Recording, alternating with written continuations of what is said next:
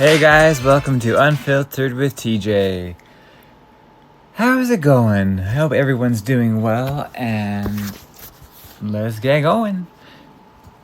So just an update on the job search. I'm still looking for a job, kind of getting some roadblocks with my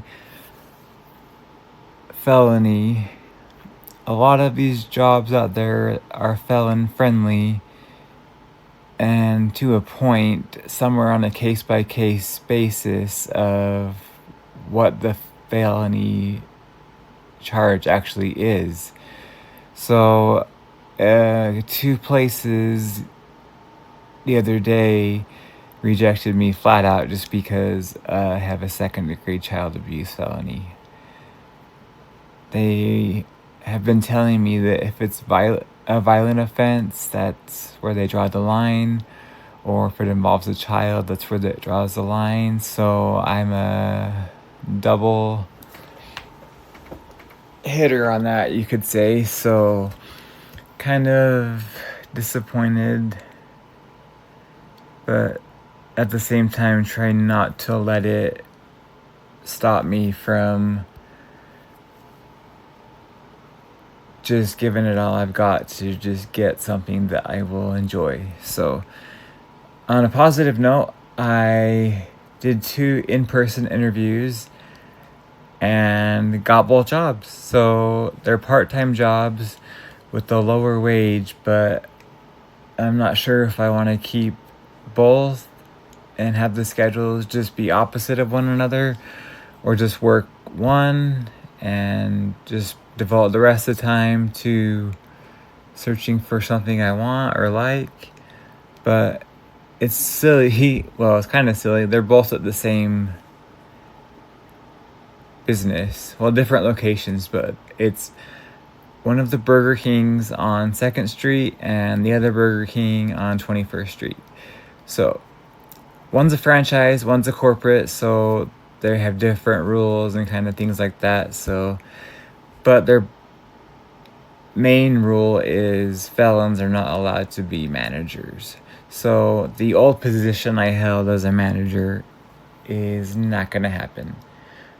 Well, at least for the one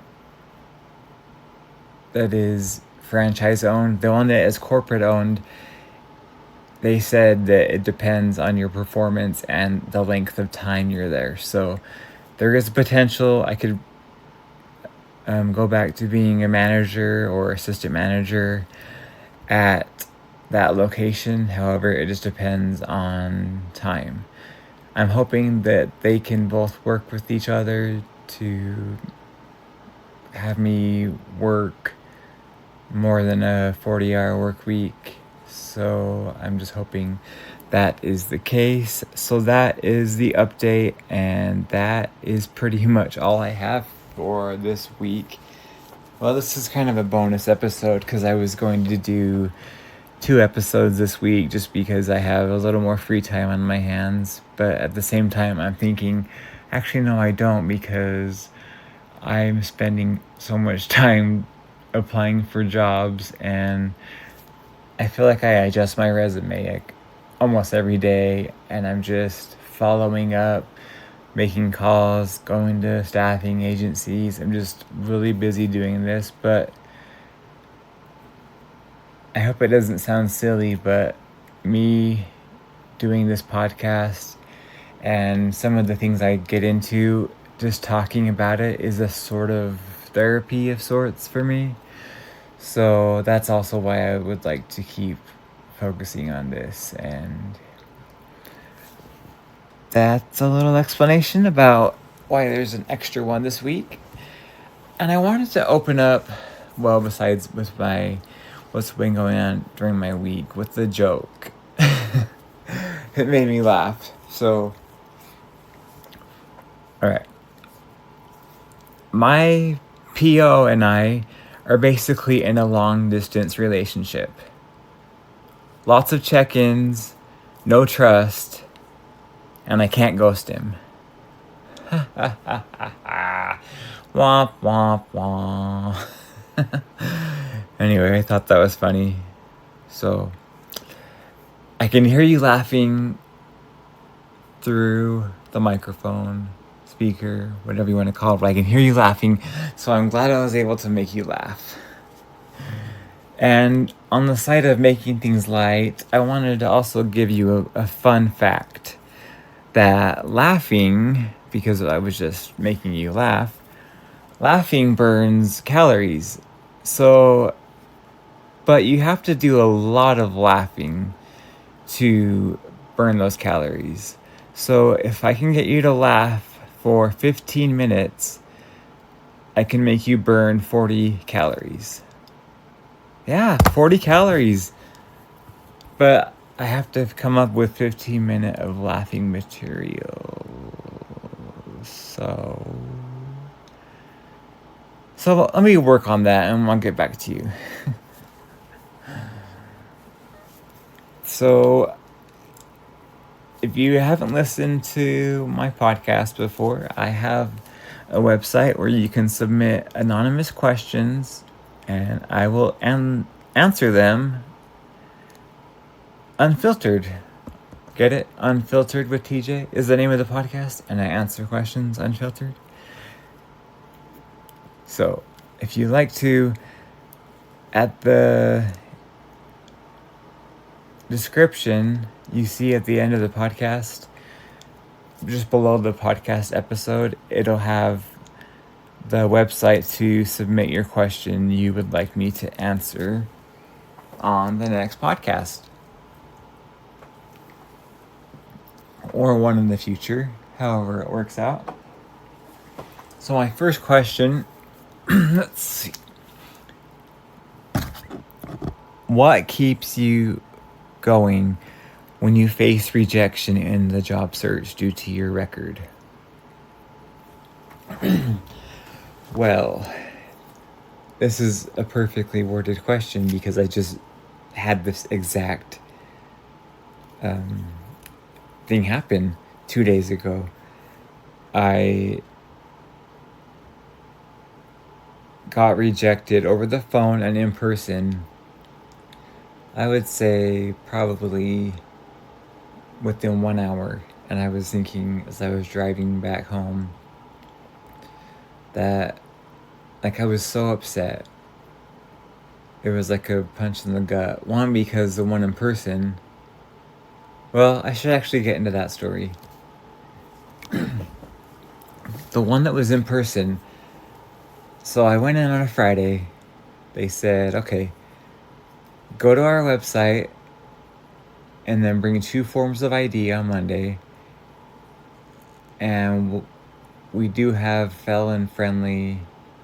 Well, I think actually she said we have background friendly, which might mean that they still might require like the drug screen and you can have a felony, but they don't look at your background. I'm not sure. But anyway, so they said come back Monday and talk to the manager and we'll see how we can help you. So on Monday, I had applied online over the weekend. I went there with my 2 forms of ID. I sat down and she said, oh, so here is your pay card. And obviously it's because through a temp agency, they're the ones that pay you, not the actual company you work for. Yeah, it's weird. So the pay card was essentially like a debit card. They put your paycheck onto that and you can use it for whatever you want. So she gave me that, and then she brought up the felony and she said, could you just tell me a little bit about it? She said, and she was kind of explaining that some of the places that they staff for, it's kind of on a case by case, or if it's a certain type of felony, like violent, they don't even deal with that. They'll just flat out refuse you. So I told her, and I don't think I've ever had an employer, well, in this case, a staffing place, tell me to leave so fast. Like, it was so awkward when she told me to leave. But as in that moment, I just had this rush of confidence and rush of, that's not who I am. And I walked out holding my little binder, just all looking like it hadn't fazed me at all, with my head literally held high. Like I didn't know if she was looking at me, judging me, whatever.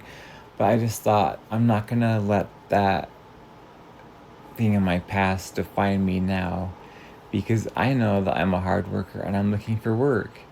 So that was something that I held my head high, but when I got to my car, it was kind of like, oh, this sucks.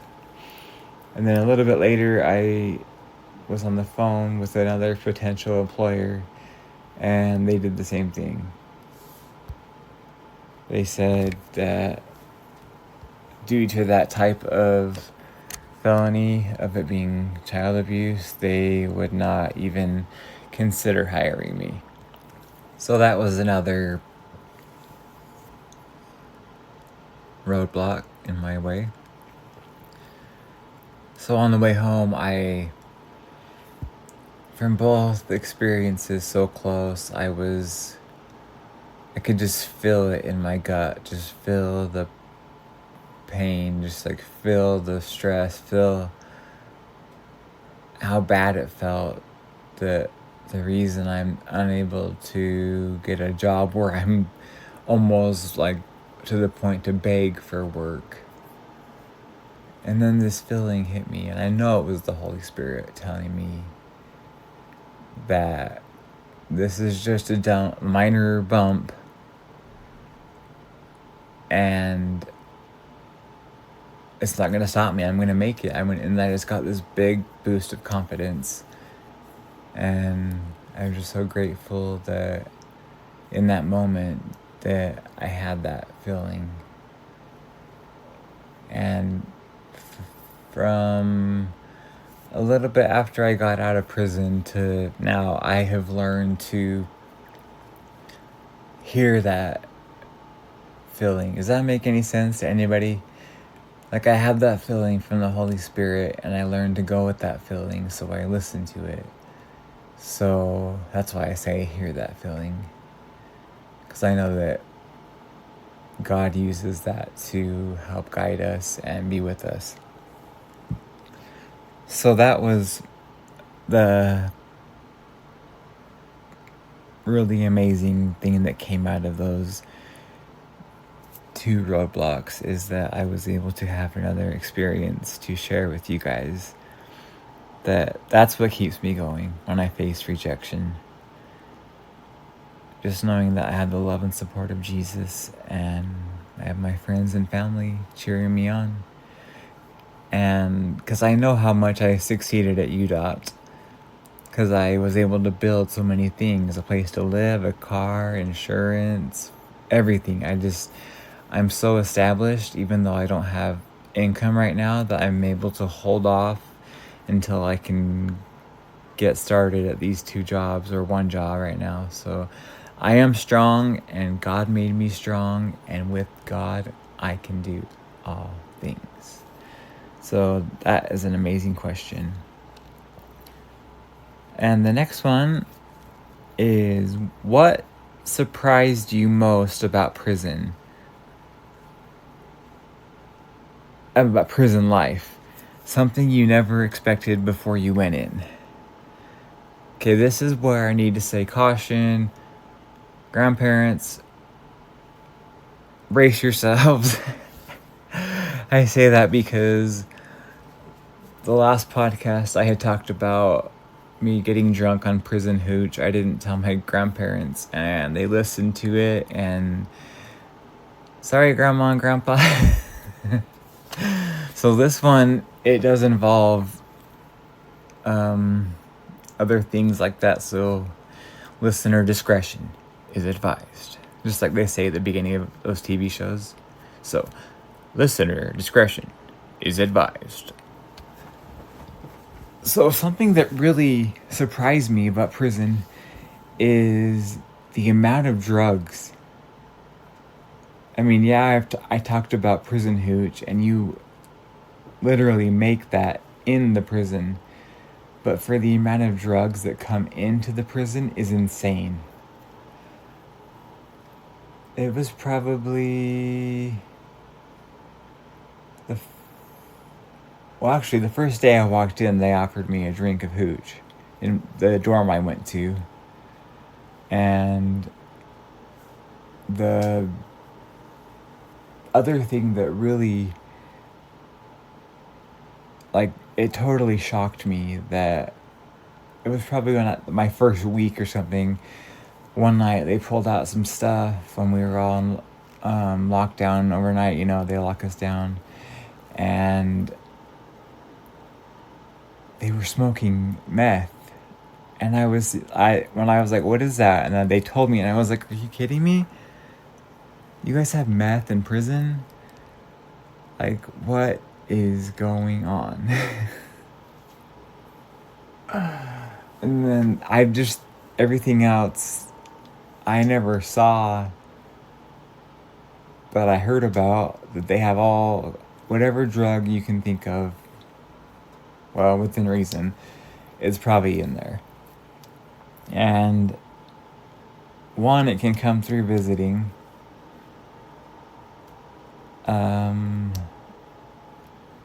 Not so much by like passing it and putting it in your pocket, because they do searches. So people usually pass it so that their spouse or whoever comes to visit them, and they're allowed to kiss them, and when they kiss them, they pass drugs through their mouth. So that's one way. Another way, and it's probably the way that the most hardcore drugs and things like that are getting in, is from COs, the correctional officers, because they don't make a lot of money, honestly, and drugs in prison, they go for crazy amounts of money. Just for a tiny little bit of meth is like $100. And as you know, meth out here is really cheap. Well, you might not know that, but anyway, in prison, drugs go for a lot of money. So that is one way how drugs get in there. Also, is an inmate goes up to a CO or vice versa and talks about bringing that stuff in, and that's how you get a plug. That's what it's called. If you have a plug, that means you have someone that can bring stuff in for you. And that's how a lot of people, that whole drug system is what feeds the economy in prison.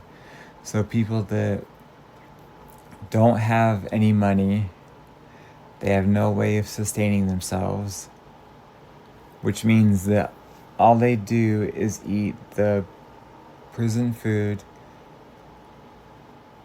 and that's it. They don't have any other snacks. They don't have like a TV. They don't have an MP3 player. They don't have a hot pot. They don't have things that people with money have.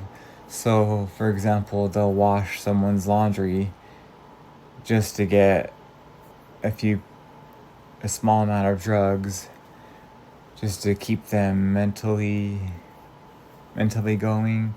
So people that have money, they'll use people that don't have money to do their chores, and that little amount of drugs kind of like just feeds the whole prison economy. It's crazy that if that were to be gone, it would be a lot different place. But yeah, that was the biggest surprise that I had when I went to prison, that there was drugs, and the amount of drugs. Like, it was just insane how many people were high all the time. You could tell they were high, or there was a lot of people that were drunk, or so I've heard. Yeah, it's a sarcastic joke. But yeah, that really is a thing. And that's where people get kind of rowdy, is when they're drinking, and that's where a lot of the fights happen, and then everyone suffers because they lock the whole section down. So that's something that is not a good thing. If you do stuff in your section that causes everyone to be on lockdown, you're probably going to face some repercussions, or you're going to upset some people that you don't want to upset. So those were some good questions. And I'll never forget, along with the talking about the drugs and the hooch, I don't think I ever focus on the positive when I talk about prison, because I personally knew a handful of guys, because I was there for almost a year and a half, and I got to know some people that were in there for murder. And I never met anyone who murdered another person. From TV and movies, and the news, you kind of have the viewpoint of someone who's committed murder is a bad person, an evil person, someone that should be given the death penalty, or they're given different stereotypes, I guess you could say. And some of those guys were some of the most nicest people I ever met while I was incarcerated. You would never know that they took someone's life. And so, that being said, like, you never know what people's journeys are, what they did in their past. So I like to think of that for me, that perhaps somebody would never know that I was in prison for child abuse. And they might think, well, that's not who he is now, so why can't we hire him and just give him a chance? But there is just so many people that you would think that would be scary in prison, or you wouldn't want to go up to them, but that's not the case. When you live with other inmates, obviously you have to talk to them, and you get in different conversations, and you find out what their story is, or you share your story, and there's this kind of camaraderie that we have as inmates. So in a Facebook post I made, I said something to the effect of, in prison I felt respected and not judged, and I don't get that with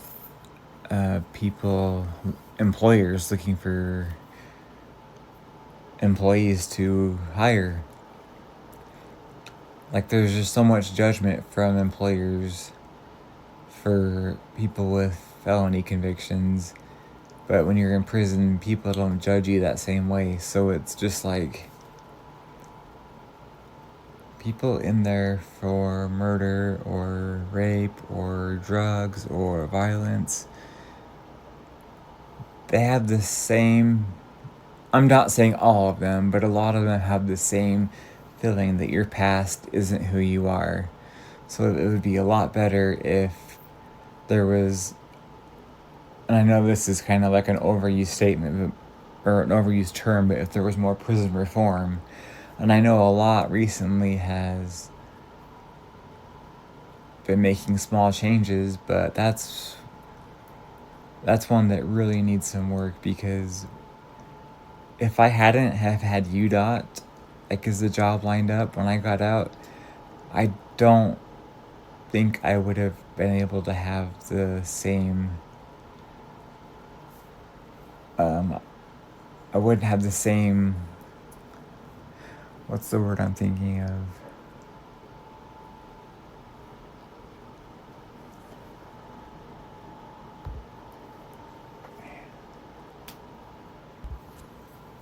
I feel like I always have editing issues towards the very end of the podcast. I apologize.